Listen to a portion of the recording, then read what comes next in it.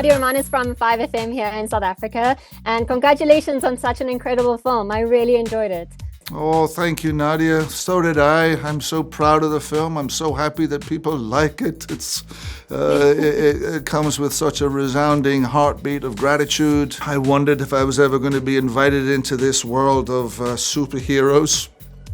And Dr. Fate, Kent Nelson, found me at the right time in life. Dwayne Johnson has been working on this film for 10 years, and it's a huge passion project for him. So what was he like to work with? My favorite thing about him, he is the most open-hearted man. He is so selfless. He is the first to give to other people. He has shared the spotlight with us. They give him the mic, and then he's the first to give us the mic. And it's really, really beautiful how he just wants to uplift everybody who's around him. Did either of you feel any extra pressure to maybe work out a little bit more, even inspiration? Because who's bigger than The Rock? And I mean, he didn't even need padding for his suit, you know? No. Like, how did you guys feel? I mean, go ahead, get it, no. Get it, no. I think we all know I can take The Rock. I'm fast. No, it's true, it's true. I'm young. I'm fast. You go at his ankles. And I'm fast. And you're fast. And when it came to DJ, I was just looking at him and seeing how he manages and maintains, just so I could apply those principles to make me my best self. You know, first thing I ever asked him on set, bro, how do you manage your time?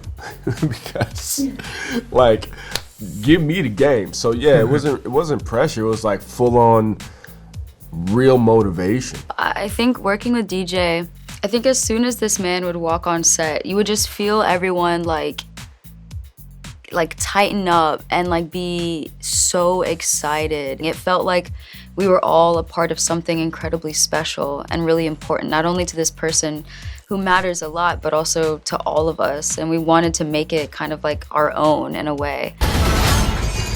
Here we go.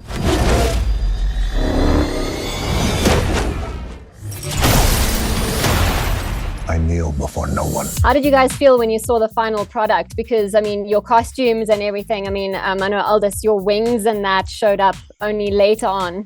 That's crazy. Yeah, I was like, oh, like, you know, like, this is about to be crazy. So we already kind of knew what we were in store for, but then when we saw it for real, in New York. And New York was the very first time at the New York premiere. That was amazing. It's, god dang it, this is cool. But I believe you weren't able to see through your helmet because it didn't have eyes. How did that go on set? Well, I remember when we... There's Brosnan bumping into the furniture. There's Dr. Fate.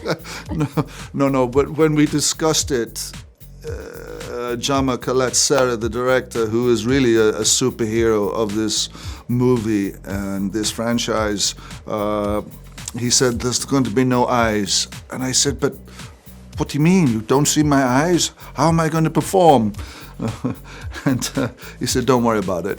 And you got to have some really cool fight scenes, including with like zombie skeleton creatures. What was that like? Oh my goodness, I felt like a moron shooting those scenes. Because for the most part, you're doing everything to green screen, so there's nobody there. So you're just kind of, you know, you look like you should be institutionalized, the way you're just like punching things and nobody's there and you're swinging your hair around and you're moving the bat, and you know, I just couldn't help but get a chuckle out of myself every time. And then you know, there's like 500 people watching you, like that's the crew, and I'm like, oh man, damn, this has got to be a low moment, huh? Like there's no way y'all are not laughing at me right now. Black Adam. We're here to negotiate your peaceful surrender. Heard about at least 3 killings this afternoon. I'm not peaceful. It's so good to see the Egyptian culture and different people of color represented in a superhero film.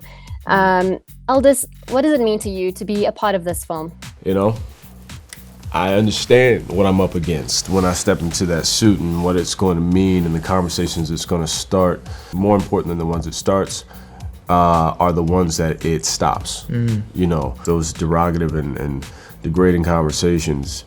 Hopefully, we can be a part of chipping away at that, so you no longer have to go step into a space and then prove yourself, prove your weight, prove your worth against somebody else's ignorance. The real life value, where people get to walk away from this feeling like they can accomplish whatever they want, because now proof is in the pudding. You identify as non-binary, and I believe you're the first known non-binary person in the DC universe, which is absolutely amazing. What does that mean to you? Wow, come on, known. Like, yeah, exactly. Thank you. Oh my God. I remember this moment of being like, I could either lie and just kind of like coast through this whole part of my life, not really showing who I am, or, you know, telling people who I am, or I can like say the truth and actually be very like proud and confident of what I'm questioning and where I'm leaning towards and what I'm going to do. So when I got this film, and I think that's something that's really blown me away about this entire cast, is they've all been curious and like Noah uses my pronouns, but he also calls me he, him. Like he uses he, him pronouns. And that's insane. Like I never thought I would be in a place where someone would validate the side of me that I haven't really explored like that openly yet. Working with them every single day kind of inspired me of, you know, this is who I want to be like as I get older, as I work more, and as I figure out what all of this means to me, you know? And they're villains. Heroes don't kill people. Well, I do. And just super quickly, Pierce, this film helps you look at justice and superheroes differently, I felt.